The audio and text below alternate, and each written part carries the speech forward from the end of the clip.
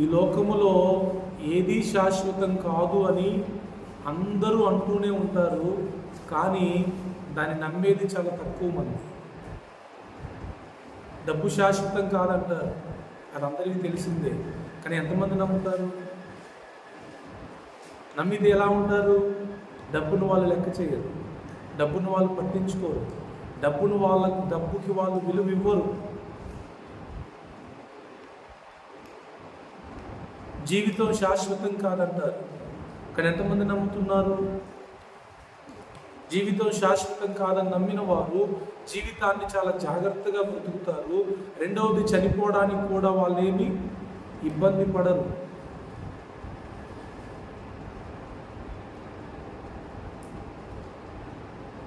మనదంటూ మీరు నమ్మినా నమ్మకపోయినా మనదంటూ ఈ లోకంలో ఏది లేదు, ఉండదు. నెక్స్ట్ ఈ ప్లేస్లోకి ఇంకో పాస్టర్ గారు వస్తారా? నా వాహనం ఇంకొకరికి వెళ్ళిపోయింది, అంతే కదా? మీదైనా అంతే. నేనున్నంత వరకు నేను, నా తర్వాత వేరొకరు. మీరున్నంత వరకు మీది, మీ తర్వాత వేరొకరు.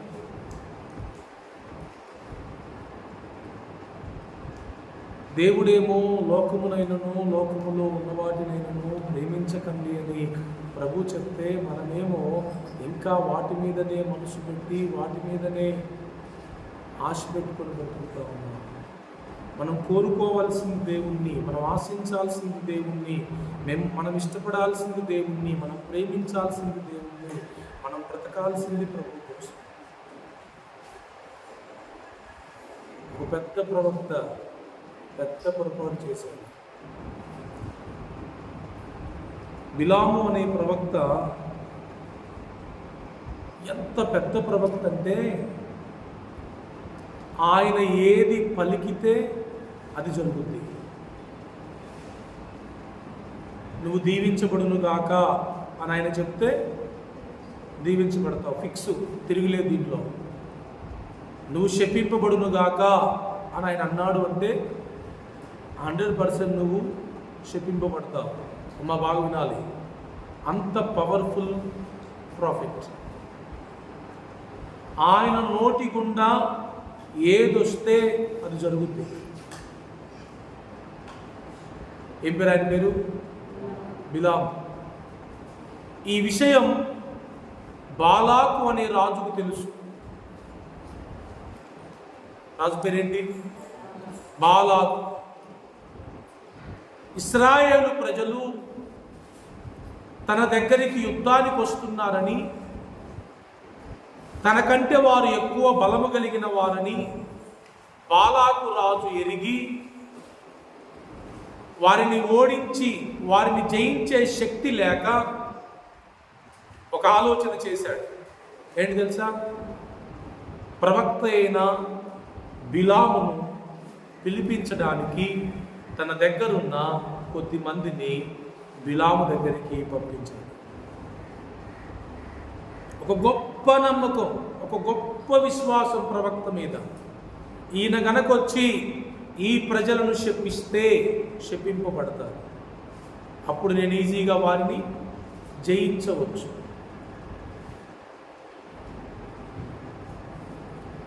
పంపించాడు. అన్యుడు, దేవుణ్ణి ఎరగని వాడు. ఎవరు? బాలాకు రాజు. ఆయన అలా చేయడంలో తప్పు లేదు, కానీ పాయింట్ అంతా ఎక్కడ తెలుసా? బిలాము దగ్గరే. ఈయన దేవుణ్ణి ఎరిగిన వాడు. ఈ was a profit of God, దేవుని ప్రవక్త.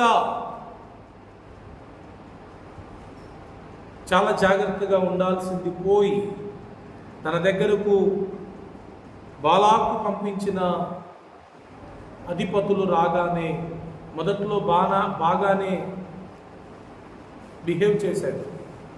మీరు ఆగండి, దేవుడిని అడగాలి, నేను దేవుడు వెళ్ళమంటేనే నేను వెళ్ళాలి, దేవుడు వెళ్ళమనుకున్న నేను వెళ్ళలేను.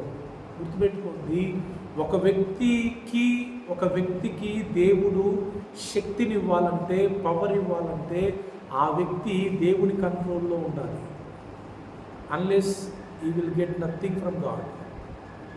ఈవెన్ విత్ మీ, నేనైనా కూడా మీరైనా కూడా దేవుని దగ్గర నుంచి కొంత దైవికమైన శక్తిని పొందుకోవాలంటే, కొంత దైవికమైన పవర్ని మనం రిసీవ్ చేసుకోవాలంటే, దేవుడు మనల్ని నమ్మి మనకి ఇవ్వాలంటే మనం దేవుని చెప్పు చేతల్లో ఉండాలి.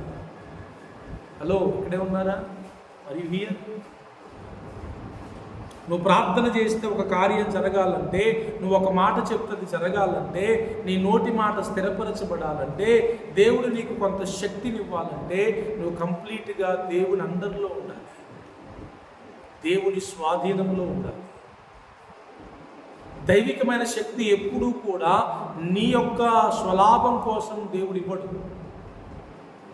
దైవికమైన శక్తి అయినా, ఆత్మ సంబంధమైన వరాలైనా దేవుడు తన సంఘ క్షేమాభివృద్ధి కొరకు ఇస్తాడు. అది దేవుడు నిన్ను నమ్మి నీకు ఇవ్వాలి అంటే నీవు దేవుని కంట్రోల్లో ఉండాలి. అందుకే బిలాము అప్పటి వరకు దేవుని కంట్రోల్లోనే ఉన్నాడు.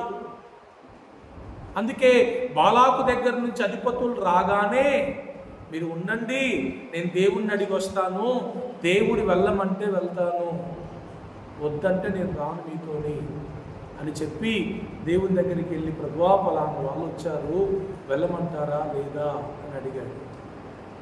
దేవుడు చెప్పాడు, వద్దు, వాళ్ళు ఆశీర్వదింపబడిన ప్రజలు, నువ్వు వాళ్ళని శపింపకూడదు, వాళ్ళతో నువ్వు వెళ్ళకూడదు, వాళ్ళని పంపించేయి అన్నాడు. సంఖ్యాకాండం 22, 23, 24 అధ్యాయాల్లో ఇదంతా ఉంటుంది.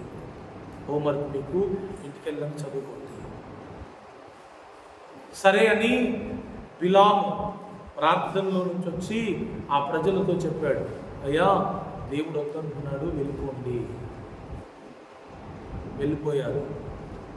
వెళ్ళిపోయి బాలాక్ అనే రాజుకి దేవుడు వద్దన్నాడంట, రావట్లేదు అని చెప్తే బాలాకు బాధేంటి, ఎలాగైనా వీళ్ళని జయించాలా, కాబట్టి ఎలాగైనా ఆయన్ని పిలిపించాలా. ఇప్పుడు పంపించిన అధికారుల కంటే ఇంకా హై లెవెల్ అధికారులను కొద్దిమందిని పంపించాడు. ఆఫర్ కూడా ఇచ్చాడు, నా రాజ్యంలో సగం మట్టుకైనా నీకు ఇచ్చేస్తాను, నువ్వు కోరింది ఇస్తాను, నీకు నచ్చింది ఇస్తాను, నువ్వు వచ్చి వారిని శపిస్తే చాలు అనేసి పెద్దవారిని పెద్ద ఆఫర్తో పంపించాడు. మనుషులు బలహీనులు, గుర్తుపెట్టుకోండి, ఎంత గొప్ప ప్రవక్త అయినా, ఎంత గొప్ప సేవకుడైనా, ఎంత పెద్ద అధికారంలో ఉన్నా మ్యాన్ ఈజ్ మ్యాన్ అంతే. మనిషి మనిషే, మనిషి ఎప్పుడూ బలహీనుడే. పెద్దవారు వచ్చారు, పెద్ద ఆఫర్తో వచ్చారు. ఏమ్మా ఏంటి? పెద్దవారు వచ్చారు, పెద్ద ఆఫర్తో వచ్చారు. జనరల్గా ఎవడొచ్చినా ఏం చెప్పాలి? బిలాము, ఒకసారి దేవుడు నో అంటే అది ఎప్పటికీ నోనే. మన నో లాగా కాదు, దేవుడు నో. నేను చెప్పాగా ఇంత ముందు, మనం ఇప్పుడు నో అంటాం, ప్లీజ్ అండి కొంచెం అనగానే ఓకే అంటాం. మన నో కాదు, దేవుడు no. Once if he say no, no అంతే. ఇంకా మళ్ళీ ఎస్ రాదు. బైబిల్లో ఉంది కదా, మీ మాట అవునంటే అవును, కాదంటే కాదు, అంతకు మించి వచ్చినది దుష్టుడి నుంచి వచ్చేది. Hour God is not a man to lie అని సంఖ్యాకాండంలో ఉంటుంది. దేవుడు అబద్ధమాడడానికి నరుడు కాడు. అబద్ధం అంటే ఏంటి? ఇప్పుడు ఎస్ అని తర్వాత నో అనడమే. సో ఒక ప్రవక్తగా బిలాముకు అది బాగా తెలుసు, దేవుడు ఒకసారి నో చెప్పాడంటే అది ఎప్పటికీ నోగానే ఉంటుందని. సో పెద్దవాళ్ళు వచ్చినా, పెద్ద ఆఫర్ వచ్చినా ఏం చేయాలి ఆయన? సారీ అండి, నిన్ననే దేవుడు చెప్పాడు, వద్దన్నాడు, నేను రానండి, దయచేసి వెళ్ళండి అని చెప్పాలా లేదా? చెప్పాలా లేదా? అని చేసిన పొరపాటు ఏంటి తెలుసా? పొరపాటు ఏముంది? పెద్దోళ్ళు వచ్చారు, పెద్ద ఆఫర్ వచ్చింది, చిన్న లోపల కోరిక ఉంది, వెళ్తే బాగుండు, ఇది మిస్ అవుతాం కదా వెళ్ళకపోతే అనేది లోపల ఉంది. చందు, లోపల ఉంది ఆ ఆలోచన. అందుకే మళ్ళీ ఇల్లు ఇచ్చి మళ్ళీ ఇల్లు అడిగి వస్తానండి. ఏంటంట? మళ్ళీ ఇల్లు అడిగి వస్తాను. మళ్ళీ అడుగుడు ఏంటి అసలు? అదే పెద్ద పొరపాటు. మళ్ళా దేవుని దగ్గరికి వెళ్ళి నేను వెళ్ళాలా ప్రభు అని అడగడం అనేది అది నీ ఆశను చూపెట్టేది, అంతేనా కదా? నీ లోపట ఉన్న కోరికను, నీ లోపట ఉన్న ఆశను నువ్వు బయటికి వ్యక్తం చేసేది అది. దేవుడికి అంత తెలుసు. ఇక దేవుడు అంటే మనం అసలు ఆయన ముందు మన వేషాలు, మన ఆటలు, మన కథలు, మన వ్యవహారాలు ఏం పనిచేయవు. ఎందుకంటే ఆయన అన్ని ఎరిగినోడు, సర్వాంతర్యామి, సర్వజ్ఞాని, సర్వశక్తి కలిగిన వాడు. ఏం తెలియనట్టు బిలాము వచ్చి ప్రభువా వెళ్ళమంటావా, ఈ బిడ్డని సంగతి తింటుందా బిడ్డ పో అన్నాడు. దేవుడు కొన్నిసార్లు చాలా విచిత్రంగా ప్రవర్తిస్తాడు. మనం దాన్ని చాలా జాగ్రత్తగా గమనించాలి, లేకపోతే అయిపోతాం మనం. నీ పని ఇట్లుందా, నీ లోపల ఆశిట్లుందా, కావాలా నీకు డబ్బులు అంటే ఇప్పుడు ఈ బిలాము ఉద్దేశం ఏంటంటే దేవుని కంటే వాళ్ళు ఇచ్చే బహుమానం గొప్ప ఆయన దృష్టిలో. గుర్తుపెట్టుకోండి బిడ్డలారా, చాలా సీరియస్గా చెప్తున్నా.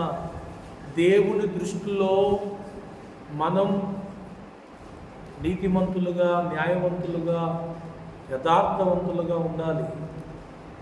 దుష్టుడు మన ముందు ఎంత ఆఫర్ పెట్టినా సింపుల్గా రిజెక్ట్ చేయాలి. సారీ. దాన్ని పొందుకునే ప్రయత్నాలు మొదలుపెట్టావా ఉన్నది కూడా కోల్పోతావు.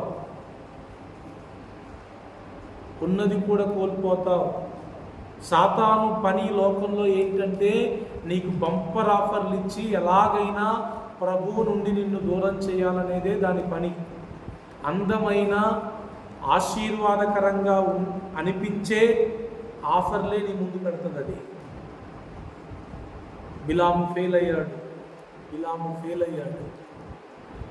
ధనం విషయంలో ఫెయిల్ అయ్యాడు.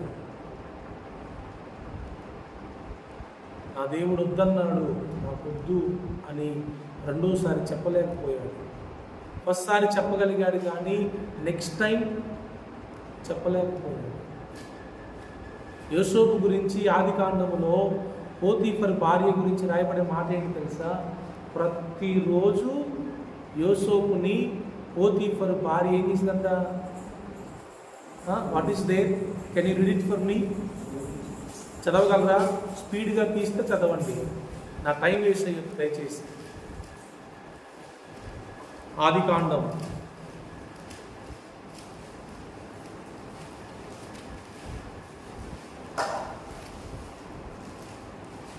దొరికిందా ఎవరికన్నా?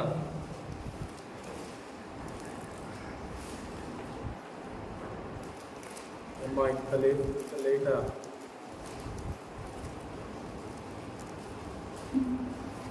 ఎక్కడ?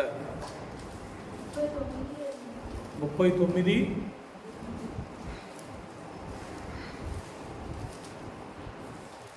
8.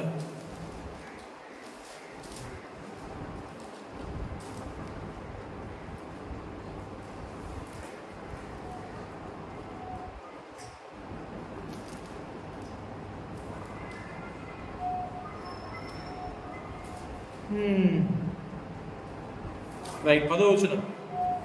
దినదినము ఆమె యోసేపుతో మాటలాడుచుండెను గాని అతడు ఆమెతో శయనించుటకైనను ఆమెతో ఉండుటకైనను ఆమె మాట విన్నవాడు కాడు. ఒక్కరోజు ఇది ఏముంది అంటే డైలీ పోతీఫర్ భార్య యోసేపుకి డైలీ ఆఫర్ ఇస్తుంది, డైలీ తనను పాపం చేయడానికి ప్రేరేపిస్తుంది. యోసేపు ఎంత గొప్ప వ్యక్తి! ఫస్ట్ రోజు ఎలా నో చెప్పాడో చివరి రోజు కూడా అదే నో ఉంది. మధ్యలో ఎక్కడ ఎస్ రాలేదు. దేవుడు అటువంటి వారి కోసం ఈ అంత్య దినాల్లో ఎదురు చూస్తున్నాడు. చాలామంది స్టార్టింగ్లో చాలా బాగానే ఉంటారు, మొదట్లో బాప్తిస్మం తీసుకున్న మొదట్లో, ప్రార్థనకు వచ్చిన మొదట్లో, ప్రభువుని నమ్మిన మొదట్లో కొంచెం చాలా సీరియస్గానే ఉంటారు కొన్ని విషయాల్లో. కానీ కాలక్రమేణా కాంప్రమైజ్ అనేది వారి జీవితంలో వచ్చేస్తారు. కాదంటారా? మొబైల్ విషయంలో కానీ, టీవీ విషయంలో కానీ, రాంగ్ కాల్స్ విషయంలో కానీ, రాంగ్ చాటింగ్ విషయంలో కానీ, డబ్బు విషయంలో కానీ, అక్రమ సంబంధాల విషయంలో కానీ స్టార్టింగ్లో కొంచెం మనం బాగానే ఉంటాం. కానీ కాలక్రమేణా అవతల నుంచి ఫోర్స్ ఎక్కువ అవుతున్న కొద్దీ మనలో కూడా కొంత ఆలోచన విధానం మారిపోతూ ఉంటుంది. గుర్తుపెట్టుకోండి, ఇట్స్ వెరీ సీరియస్. ఊపిరి ఉన్నంత వరకు దేవుని దృష్టిలో యథార్థంగానే ఉండాలి. ప్రాణం పోతే తప్ప పాపం మన ద్వారా జరగకూడదు. అందుకే ఆయన రాస్తాడు, ఎవరు? షాలేం రాజయ్య గారు. నేను పాపం చేయాల్సిన పరిస్థితి వస్తే దానికంటే మరణం నాకు మేలు. ఐడియా ఉందా? ఆచరణం నడుస్తారు.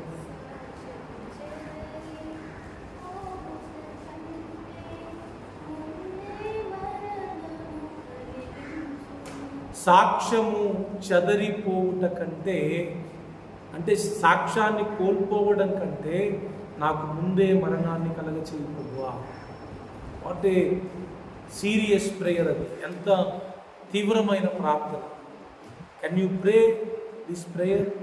ఈ ప్రార్థన మీరు చేయగలరా? నేను పాపం చేయాల్సి వస్తే దానికంటే ముందు రోజు నన్ను తీసుకో ప్రభువా.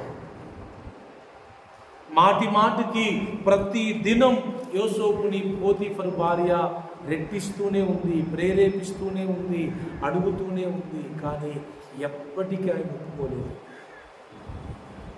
ఒకరోజు ఎవడైనా స్ట్రిక్ట్గా ఉండగలడండి, ఒక నెల ఎవడైనా స్ట్రిక్ట్గా ఉండగలడు. అది కాదు కదా, అంతము వరకు. మత్తయి సువార్త 24లో ఏముంది? అంతము వరకు సహించిన వాడు రక్షింపబడును. అంతము వరకు సహించిన వాడు రక్షింపబడును.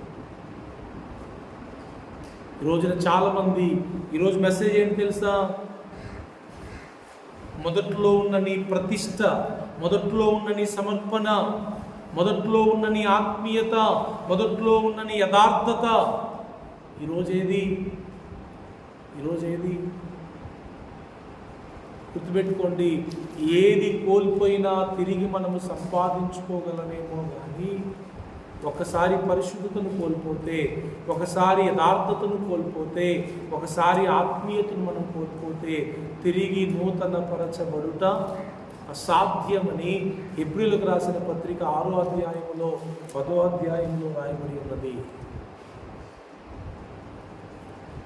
డబ్బు పోతే సంపాదించుకోవచ్చేమో, అధికారం పోతే సంపాదించుకోవచ్చేమో, కానీ మన ఆత్మీయతను, మన పరిశుద్ధతను మనం కోల్పోతే తిరిగి సంపాదించుకుంటామనే గ్యారంటీ లేదు. మీకు విషయం తెలుసా? మనం పరిశుద్ధతను కోల్పోతున్నామంటే, ఆత్మీయతను కోల్పోతున్నామంటే, యథార్థతను కోల్పోతున్నామంటే వీఆర్ లూజింగ్ అవర్ గాడ్. మన దేవుణ్ణి మనం కోల్పోతున్నామని అర్థం. Where there is holiness, where there is spirituality, where there is truth, there will be our God.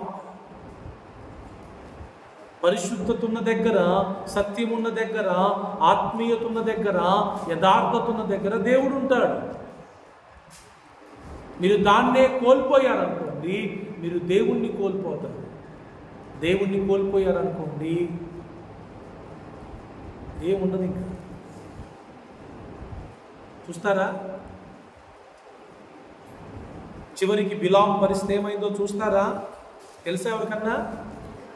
బిలాము మరణం ఎలా ఉందో చూస్తారా? దానికంటే ముందు, హలో వినండి, దానికంటే ముందు ఒక గాడిదే ఒక పెద్ద ప్రవక్తని చూసి ప్రశ్నిస్తుంది. గాడిద ఒక ప్రవక్తను నిలదీస్తుంది. ప్రశ్నించటం కాదు, ఏంటిది? నడి రోడ్డు మీద ఒక గాడిదే ఒక పెద్ద ప్రవక్తను నిలదీసింది. ఏమయ్యా, నీ దగ్గర ఉన్నప్పటి నుంచి ఇప్పటి వరకు ఎప్పుడన్నా నేను ఇట్లా చేశానా నీకు అని అంటే, చక్కగా మనిషితో మాట్లాడినట్టు బిలాము గాడితో మాట్లాడుతున్నాడు. చేయలేదు. మరి ఈరోజు ఎందుకు చేశాను? హలో, బాగా వినండి. దేవుడు కనపడట్లా బిలాముకి, దేవుని దేవదూత కనపడట్లా బిలాముకి. నాకు రాసుకున్న డైరీలో ప్రవక్త కనులు మూసుకుపోయాయి, ఒక గాడిద కనులు తెరవబడ్డాయి. ఒక పెద్ద ప్రవక్త కనులు మూసుకుపోయాయి. He became a blind donkey, eyes open. ప్రవక్త కనులు మూసుకుపోయాయి, గుడ్డివాడయ్యాడు. ఒక గాడిద కనులు తెరవబడ్డాయి. ఎంత దారుణమైన పరిస్థితి. కొంతమంది అట్లనే ఉంటుంది ప్రవర్తన. మనకేమర్థం కాదు, ఆమెకేమర్థం కాదు, చాలా మిస్బిహేవ్ చేస్తూ ఉంటారు, చాలా భయంకరంగా మాట్లాడుతూ ఉంటారు. కారణం ఏంటి తెలుసా? They are in blindness. మూర్ఖపు మాటలు, మూర్ఖపు పనులు, మూర్ఖపు ప్రవర్తన. కారణం ఏంటి? వాళ్ళు బుద్ధితనంలో.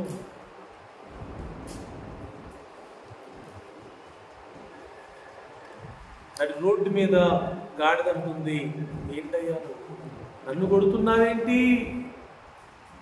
చిత్రం ఏంటి తెలుసా? ఆ రోజున ఒక పెద్ద ప్రవక్త ప్రాణాన్ని ఆఫ్టర్ ఆల్ ఒక గాడిద కాపాడింది. Hello, are you here? ఎంతో మంది ప్రజలకు ఆశీర్వాదకరంగా ఉండిన బిలాము ప్రవక్త ప్రాణాన్ని ఎవరు కాపాడారు? ఆఫ్టర్ ఏ డాంకీ. అంటే ఎంత దిగజారిపోయాడు, ఎంత దిగజారిపోయాడు.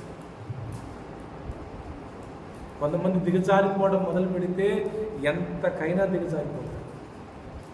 దాంట్లో ఉన్న లక్షణమే అది. ఒక్క మెట్టు దిగితావుట్, ఆటోమేటిక్గా మిగతా మెట్లన్నీ దిగిపోతూనే ఉంటారు. అందుకే the first step is more important. ఎక్కడానికైనా దిగడానికైనా మొదటి మెట్టు అనేది చాలా ప్రాముఖ్యమైనది. అందుకే ఎక్కేటప్పుడైనా దిగేటప్పుడైనా ఆలోచించి ఎక్కాలి, ఆలోచించి దిగాలి. ఒక గాడిద ముందు గాడిదకు సమాధానం చెప్పలేని స్థితిలో ఒక ప్రవక్త ఉండిపోయాడు. ఆలోచించండి. దేవుని బిడ్డలారా, దేవుని బిడ్డలుగా ఎవరు మనల్ని క్వశ్చన్ చేయకూడదు తెలుసా? నిజంగా మనం దేవుని బిడ్డలమైతే ఎవరైనా వచ్చి మనల్ని క్వశ్చన్ చేసేది ఎక్కడుంటుంది? మనం క్వశ్చన్ చేయాలి. దేవుడు ఆ స్థితిలో మనల్ని ఉంచాడు. ఒకరి చేత మనం ప్రశ్నించబడడం అనేది అది ఆత్మీయ స్థితిలో చాలా డౌన్. అది పౌలు ఏమంటాడు?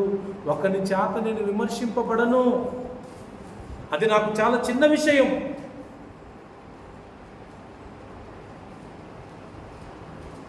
ఈరోజు ఎలా ఉంది? ఎలా ఉందండి మన బ్రతుకు? చిన్నోడు అడగడమే, పెద్దోడు అడగడమే. పేతురు చూడండి, అమ్మా పేతురుని చిన్న పిల్ల పట్టుకొని, ఓయ్ పేతురు నువ్వు లేవా ఏసైతోని? అమ్మో సాయంతోడు భూమితోడు, అసలు నాకు ఏసై ఎవరో తెలియదు. వణికిపోతున్నాడు. ఎవరి ముందు? ఆఫ్టర్ ఆల్ ఒక చిన్న పిల్ల ముందు వణికిపోతున్నాడు. ఎందుకు? అబద్ధం. గాడిదకు భయపడుతున్నాడు బిలాము. కారణం, వెళ్ళకూడని మార్గాల్లో వెళ్తున్నాడు. గాడిదే కనుక లేకపోతే బిలాము తల ఎగిరిపోయింది. ఒక అపవిత్రమైన జంతువు ఒక గొప్ప ప్రవక్త ప్రాణాన్ని కాపాడింది. గుర్తుపెట్టుకోండి.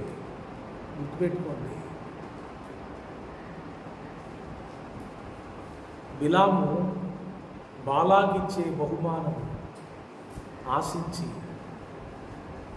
పాడైపోయాడు, పతనమైపోయాడు. ఆయన మరణం ఏంటో తెలుసా అండి? చూడండి, ఆయన మరణం ఎంత భయంకరంగా ఉందో తెలుసా? అదే సంఖ్యాకాండం. దేవుడు ఒక మాట అంటాడు చూడండి ఆయన గురించి, ఆయన మరణం తర్వాత చూద్దాం. 22:32 చదువమ్మా. 22:32లో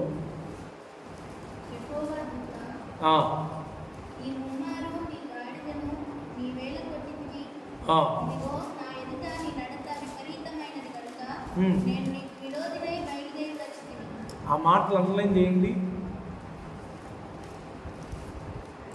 ఇదిగో నా యొద్ద నీ నడత విపరీతమైనది. అంటే ఏంటి? ఎక్స్ట్రీమ్. రెండవది, గనుక నేను నీకు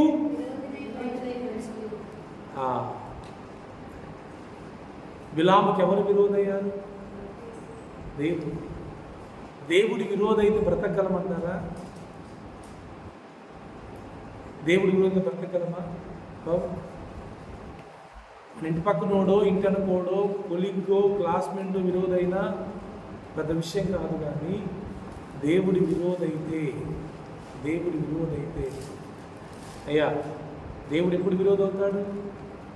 నీ ప్రవర్తన విపరీతమైనప్పుడు, ఎక్స్ట్రీమ్కి వెళ్ళిపోతాను ఇంకంతే, గుడితనంలో ఇంకేదైనా, అప్పుడు దేవుడు నీకు విరోధవుతాడు.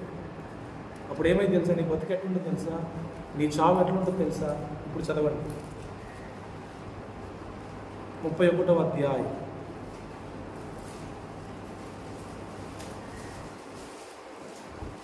8. కొంచెం గట్టిగా. చంపబడిన ఇతరులు గాక మిద్యాను రాజులను అనగా మిద్యాను 5 రాజులైన ఎవీని, రేకెమును, సూరును, హూరును, రెబను చంపిరి. బెయార్ కుమారుడైన బిలామును ఖడ్గముతో చంపిరి. అప్పుడు ఇశ్రాయేలీయులు మిద్యాను స్త్రీలను వారి ఒక్క నిమిషం. బెయేరు కుమారుడైన బిలామును ఖడ్గముతో చంపిరి. అప్పుడు ఇశ్రాయేలీయులు మిద్యాను స్త్రీలను వారి చిన్నపిల్లలను చెరపట్టుకొని వారి సమస్త పశువులను, వారి గొర్రె మేకలన్నిటిని, వారికి కలిగినది యావత్తును దోచుకుని. 16వ వచనం. ఇదిగో బిలాము మాటను బట్టి పెయోరు విషయంలో ఇశ్రాయేలీయుల చేత యెహోవా మీద తిరుగుబాటు చేయించిన వారు మీరు కారా? అందుచేత యెహోవా సమాజంలో తెగులు పుట్టి ఉండేది కదా. చూడండి. హలో, తర్వాత ఏమైందంటే హిస్టరీ ఏం చెప్పిందంటే, బిలాము బాలాకుకి ఇశ్రాయేలీయులు ఎలా నాశనం అవ్వగలరో, దేవుని మాట తప్పితే ఎలా వాళ్ళు పాడైపోతారో బిలాము బాలాకు ఒక ఐడియా ఇచ్చి వారిని తప్పు మార్గంలోకి నడిపించే ప్రయత్నం చేశారు. అందుకే చివరికి ఖడ్గము చేత చంపబడ్డాడు ఆయన. ఏమయ్యాడు? ఒక ప్రవక్తని ఖడ్గము చేత చంపివేశారు. Characterless profit. బిలాము ఆరంభం అద్భుతం, బిలాము ముగింపు ఆశ్చర్యం. అవునా? బిలాము ప్రారంభం అద్భుతం, బిలాము ముగింపు చాలా ఆశ్చర్యం. ఈయనేనా ఆయన? ఇలా అయిపోయాడేంటి? ఇలా చనిపోయాడేంటి? నేను మన శుక్రవారం అన్నాను, సంఘంలో చెప్తూ అన్నాను, ఈ రోజుల్లో సొలొమోన్లు ఎక్కువయ్యారు, ఈ రోజుల్లో ఆశాలు ఎక్కువయ్యారు సంఘాల్లో. ఎందుకు? దాని అర్థం ఏంటంటే, సొలొమోను ప్రారంభంలో దేవుడు ప్రత్యక్షమైనప్పుడు ఏం కావాలో కోరుకో అంటే ఏం కోరుకున్నాడు? నాకేముందు ప్రభువా, చిన్నోని నన్ను రాజును చేశావు, జ్ఞానమివ్వు ప్రభువా చాలన్నాడు. అని అంత భయభక్తులుగా, ఎంతో శ్రద్ధగా, ఎంతో భయముతో దేవుని మందిరాన్ని నిర్మించిన సొలొమోను కొంతకాలం తర్వాత ఏ మందిరాన్ని ఆయన ఎంత శ్రద్ధతో నిర్మించాడో అదే మందిరంలో విగ్రహాలను తీసుకొచ్చి పెట్టాడంట. He lost his spirituality. He lost his devotion. భార్యలు ఎక్కువ అవడాన్ని బట్టి భక్తి ఏమైంది? పోయింది. ఆశా కూడా అంతే.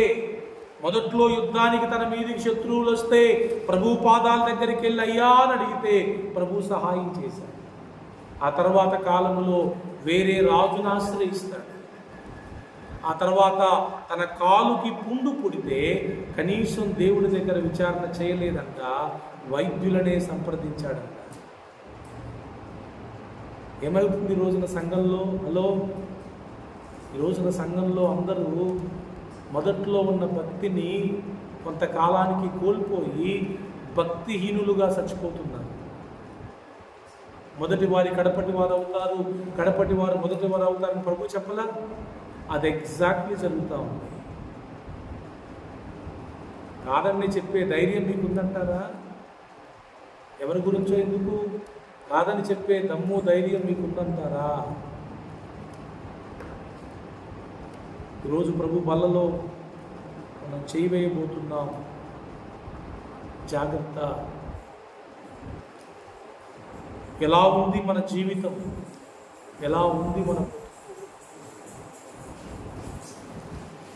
మనిషి? దేవుడిచ్చే దాని మీద కంటే మనుషులిచ్చే దాని మీదనే ఎక్కువ ఆశ. వినండమ్మా, టైం అయిపోయింది. ఎండింగ్ వర్డ్స్, చివరి మాటలు. మహా అంటే మనుషులు ఏమిస్తారు చెప్పండి? మీకు ఏమిస్తారండి? మహా అంటే మనుషులు మీకు ఏమిస్తారు? ఎంత సహాయం చేస్తారు? ఎంత ఆదుకుంటారు? ఎంత బలపరుస్తారు మిమ్మల్ని? ఏ మనిషి అయినా, ఈవెన్ కింగ్ అయినా, మంత్రి అయినా, అధికారైనా ఎంత చేయగలరు? చెప్పు, ఎంత చేయగలరు? సరే, పోతీఫర్ భార్య యోసేపు తన మాట వింటే మహా అంటే ఏం చేయగలరు? వాళ్ళ ఆయన్ని చంపి ఇన్ని చేసుకుంటారు, అంతేగా? ఆ ఇంటికి యజమాని అవుతారు. అంతకంటే ఏమైనా చేయగలరు? కానీ దేవుడు ఏం చేశాడు? ఆమె మాట వినకుండా దేవుని మాట వింటే దేవుడు ఏం చేశాడు? ఒక దేశానికి రాజును చేశాడు. Hello, note this point. Potiphar భార్య మాట వింటే యోసేపు ఆ ఇంటికి యజమాని అయ్యేవాడు. దేవుని మాట విన్నాడు కాబట్టి దేశానికి రాజు అయ్యాడు. గుర్తుపెట్టుకోండి, దేవుడిచ్చే దాని ముందు ఏ మనిషి అయినా ఇచ్చేది ఇట్ ఈస్ వెరీ లిటిల్, చాలా తక్కువ ఉంటుంది, చాలా తక్కువ ఉంటుంది. కాదంటారా? జార్జ్ బుష్ గారి గురించి నేను మొన్న ఒక సాక్ష్యం విన్నాను. ఎంత అద్భుతం అనిపించిందో. అద్భుతమైన ఆరాధకులు కదా, చాలామందికి తెలుసు. స్టార్టింగ్లో నేను కూడా ఆయన గురించి కొంచెం బ్యాడ్గా విన్నాను. అంటే కొంచెం డబ్బులు డిమాండ్ చేస్తున్నాడు, ఎవరు ఎక్కువ ఇస్తే అక్కడికి ఇంపార్టెన్స్ ఇస్తున్నారనేది నేను విన్నాను. అది ఎంతవరకు నిజం అనేది నాకు తెలియదు. కానీ ఈ మధ్యలో ఆయన్ని చూశాను. ఆయన ఆత్మీయత, ఆయన భక్తి చాలా అద్భుతం. జెఫన్యా గారు ఇస్తున్న సాక్ష్యం ఆయన గురించి ఏంటంటే, డబ్బులు ఇవ్వడానికి ఆయన వెంట పరిగెడుతున్నారంట. ఈయన మీటింగ్ అయిపోగానే చెప్పకుండా చేయకుండా వెళ్ళిపోతూ ఉంటే డబ్బుల కోసం ఎదురు చూసు లేదు. ఇంకా పిలిచిన ఈ కన్వీనరు ఆయనకి డబ్బులు ఇవ్వడానికి ఆయన వెంట పరిగెడుతున్నారంట. ఇలాంటి పరిస్థితుల్లో దేవుడు ఆయనకి కొన్ని లక్షల విలువ చేసే ప్లేస్ని చాలా తక్కువ రేటుకి ప్రపోజ్ ఇచ్చారంట. ఆయనకి కొన్ని లక్షల విలువ చేసే స్థలాన్ని దేవుడు ఆయనకి చాలా తక్కువ రేటుకి ఇచ్చారంట. ఈ సభలన్నిటికి వెళ్ళి డబ్బులు ఇచ్చినా కూడా రాని స్థలం చాలా తక్కువ కాస్ట్కి దేవుడు ఇచ్చాడు. ఎందుకు? ఈయన మనీ వెంట పరిగెత్తడం మానేశాడు కనుక ఈయనకి దేవుడు ఒక మంచి ఆఫర్ ఇచ్చాడు, మంచి స్థలాన్ని ఇచ్చాడు. గుర్తుపెట్టుకోండి, బాగా గుర్తుపెట్టుకోండి. దేవుడిస్తే తీసుకోవడం నేర్చుకోండి. దేవుని దగ్గర నుంచి తీసుకోవడం నేర్చుకోండి. మీకు ఇంతకుముందు చెప్పాను నేను, ఒక చిన్నపిల్లగాడు వాళ్ళ తల్లితో షాప్కి వెళ్తే ఆ షాప్ ఓనర్ అన్నాడంట, ఏంట్రా అట్లా చూస్తున్నావు, అందులో పల్లీల్లో శనగలు ఇవే ఉన్నాయి, చాక్లెట్లు తీసుకో చేయబెట్టంటే అది తీసుకోవట్లేదంట. వాళ్ళ మమ్మీ కూడా అన్నదంట, ఏంట్రా తీసుకోమంటున్నాడు కదా అంకుల్, తీసుకో అంటే, నేను తీసుకోండి మమ్మీ అన్నాడంట. చివరికి ఈ ఓనర్, షాప్ ఓనర్ చేయబెట్టి తీసి ఆ బాబుకి ఇచ్చాడంట. వాళ్ళ అమ్మ వస్తా ఉంటే, ఏంట్రా నేను తీసుకోమంటే తీసుకోలేదేంటి, ఆయన ఇస్తే తీసుకున్నామంటే, నా చేయి చిన్నదిగా మమ్మీ అన్నాడంట. నేను చేయబెడితే కొన్నే వస్తాయి, అదే అంకుల్ చేయబెడితే ఎక్కువ వస్తాయి.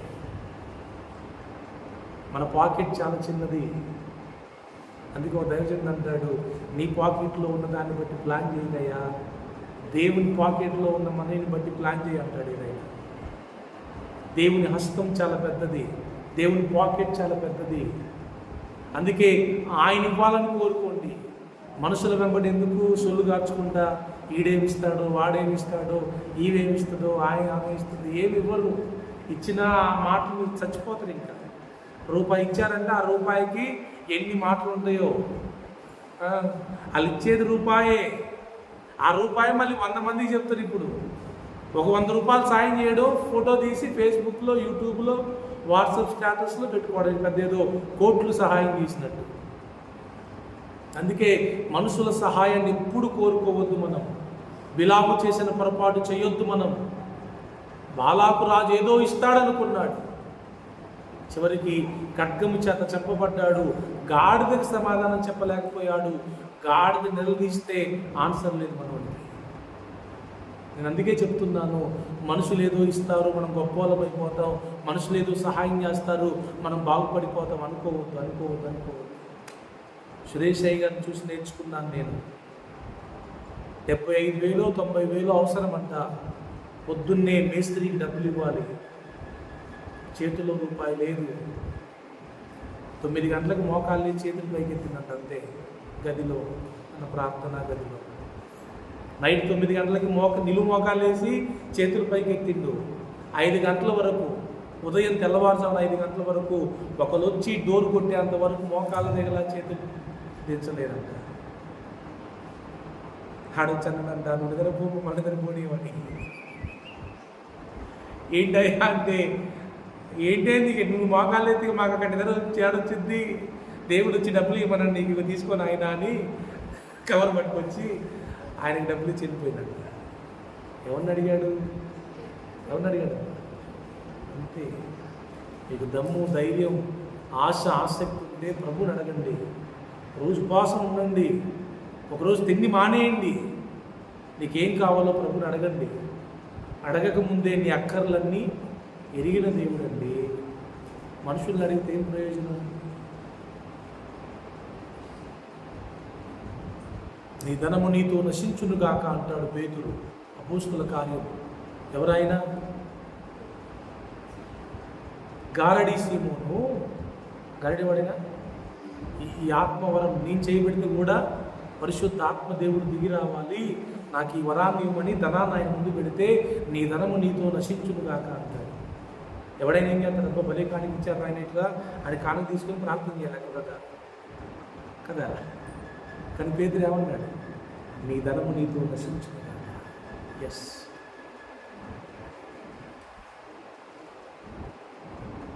దేవుని బిడ్డలారా, ప్లీజ్ ధనం వెంట పరిగెత్తకండి, మనుషుల వెంట పరిగెత్తకండి, సుఖం వెంట పరిగెత్తకండి, లాభం వెంట పరిగెత్తకండి. ఏదో సంపాదించుకుందామని తప్పుడు మార్గాల్లో, పిచ్చి మార్గాల్లో, అడ్డమైన మార్గాల్లో వెళ్ళకండి. పోతారు. ఉన్నవి ఉంచుకున్నవి అన్నీ పోతుంది, చివరికి మీరు కూడా పోతారు. దేవుని మార్గంలో, దేవుని పద్ధతిలో వచ్చిన రూపాయి చాలు మనకి జీవితం బాగుపడుతుంది. అడ్డగోలుగా వచ్చిన ఆస్తి మన లాగం చేస్తుంది అంతే.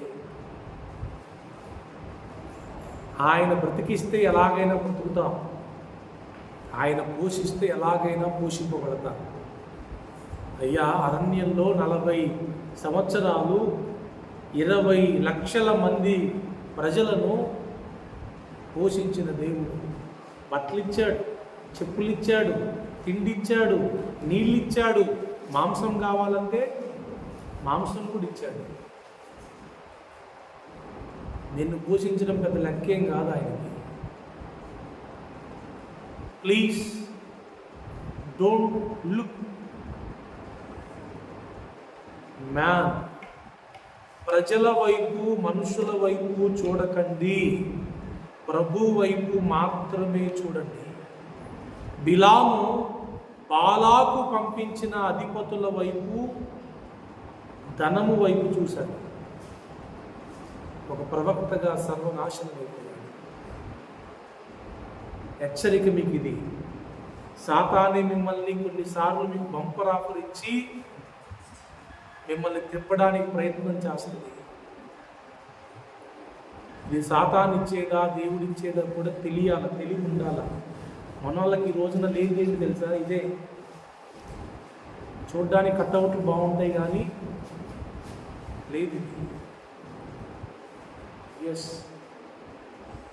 అందుకే సొలొమోను రాజులాగా మనం ప్రభువుని అడగవలసిన మొట్టమొదటి ప్రార్థన అంశం ఏంటి? Give me your wisdom and knowledge. లేదంటే మోసపోతాం. బలలో చేయి వేసే వాళ్ళారా, మీకోసం ఈ మెసేజ్. చేయి చాపితే ఎడు చాపాలి అమ్మా, అంతే. మన చేతులు ఇటువైపు తప్ప ఇటువైపు కానీ ఇటువైపు కానీ ఇటువైపు కానీ చాపదు. హలో, ఇక్కడే ఉన్నారా? ఇటువైపు కానీ ఇటువైపు కానీ ఇటువైపు కానీ చాపదు. ఎంతసేపు అయినా కూడా ఇటువైపే చాపదు. ఏ అవసరం కోసమైనా, ఏ అక్కర కోసమైనా, ఏ ప్రతి విషయానికి కూడా మన చేతులు ఆకాశం అయిపోతున్నాయి. మనుషులు ఇచ్చేది ఆశపడ్డామా? అవుట్. నూలి పోగు కూడా వద్దంటాడు అబ్రహాం. సొదొమను జయించి వచ్చేటప్పుడు ఏమంటాడు? నూలి పోగు కూడా వద్దంటాడు. ఈ రోజున ప్రజలందరూ కావాలి కావాలి కావాలి అనుకునేవారు ఎక్కువ ఉన్నారు. ఏదైనా నో చెప్పేవారు ఉన్నారా? దేనికైనా నో చెప్పేవారు ఉన్నారా? ధనము కావాలి, బంగారం కావాలి, ఆస్తి కావాలి, సుఖం కావాలి, ఇంకా అన్నీ కావాలి. దేవుని బిడ్డలంగా మనము నో చెప్పాలి. కానీ కష్టం, చెప్పలేము. నీవు గనక మనుషులు ఇచ్చే వాటికి నో చెప్పగలిగితే నీ డోర్ ఓపెన్ అంటే పరలోకం నుంచి. కొన్నిసార్లు దేవుడు పరీక్షిస్తాడంట మనల్ని. వీడు నా దగ్గర నుంచి ఆశిస్తాడా, వీళ్ళ దగ్గర నుంచి ఆశిస్తాడా? పొరపాటు నా ఆఫర్ బాగుందని యూసుఫ్ అక్కడే ఆగిపోయి ఉంటే ఈ రోజున యూసుఫ్ గురించి ఎవరు మాట్లాడుకునేవారు కదా, అసలు ఆ పేరు పెట్టుకునేవారు కదా. ఈ రోజున ప్రతి సంఘంలో జోసఫ్ జోసఫ్ జోసఫ్ అంటే కారణం ఆయన క్యారెక్టర్. ఏది శాశ్వతం కాదు అనుకున్నప్పుడు దేని మీద మనసు ఉండకూడదు. పౌలు ఒక మాట అంటాడు, నేను క్రీస్తును సంపాదించుకోవడం కోసం నాకున్న సమస్తాన్ని పెంటతో సమానంగా ఎంచుకున్నాను. నాకు ఏవేవి లాభకరమైనవో వాటన్నిటినీ పెంటతో సమానంగా ఎంచుకున్నాను. ఎందుకు? నేను క్రీస్తుని సంపాదించుకోవాలి అనే తపన కలిగి ఉన్నాను కనుక క్రీస్తును సంపాదించుకోవాలంటే వీటన్నిటిని రిజెక్ట్ చేయాల్సింది. ఎస్, క్రీస్తు కావాలా, డబ్బు కావాలా? క్రీస్తు కావాలా, వాస్తు కావాలా? క్రీస్తు కావాలా, లంచం కావాలా? క్రీస్తు కావాలా, సుఖం కావాలా? ఇదే ఉంటుంది. What do you want? ఒకవైపు క్రీస్తు, ఒకవైపు ఇవన్నీ ఉంటాయి. వీటన్నిటిని వద్దనుకున్న వాడే క్రీస్తుని సంపాదించుకుంటాడు. క్రీస్తుని సంపాదించుకున్నావు అంటే ఇక వీటిని మర్చిపోవాలి. వీటి మీద ఆశ ఉంటుంది. ఆరోగ్యం మీద కానీ, ఆస్తి మీద కానీ, సుఖం మీద కానీ, అధికారం మీద కానీ ఆశ ఉండకూడదు. ఉంటే ఈయన ఉండడు. ఇంకా ఇవి ఉన్న దగ్గర ఆయన ఉండడు, ఆయన ఉన్న దగ్గర ఇవి ఉండవు. మనకేమో అన్నీ కావాలి, యేసుతో అన్నీ కావాలి. యేసు కావాలి, యేసుతో అన్నీ కావాలి. ఈ పేరేంటి బాబు? ఈ పేరే Rahul. Sunday school teacher Rahul లాంటి అబ్బాయిని అడిగిందంట, ధనవంతుని లాజరు కథ చెప్పి, ఎరా నువ్వు ధనవంతుల్లాగా ఉండాలనుకుంటున్నావా, లాజర్లాగా ఉండాలనుకుంటున్నావా అంటే రాహుల్ లాంటి తెలివిగల వ్యక్తి నిలబడి, టీచర్ భూమి మీద ధనవంతుల్లాగా పరలోకంలో లాజర్లాగా ఉండాలనుకుంటున్నాడంటాడు. రే, ఇది సైతాని జ్ఞానం రా. అయితే ధనవంతుల్లాగైనా ఉండాలి, లేదంటే లాజర్లాగైనా ఉండాలి. ఇక్కడ ధనవంతుల్లాగా అక్కడ లాజర్లాగా ఉంటాం ఏంట్రా? చూసారా ఎంత హైఫై నాలెడ్జ్. మనం కూడా అంతే, మన తెలివితేటలు కూడా అంతే ఉంటాయి. యేసు యేసేనండి, ఇది ఇదే. ఏంటంట? దేవుడు దేవుడేనంట, ఇది ఇదేనా? దేవుడు మనలందరినీ ప్రభువు నుండి మాత్రమే ఏదైనా ఆశించే వారిగా మార్చునుగాక. కళ్ళు మూసుకుందాం, ప్రార్థన చేసుకుందాం.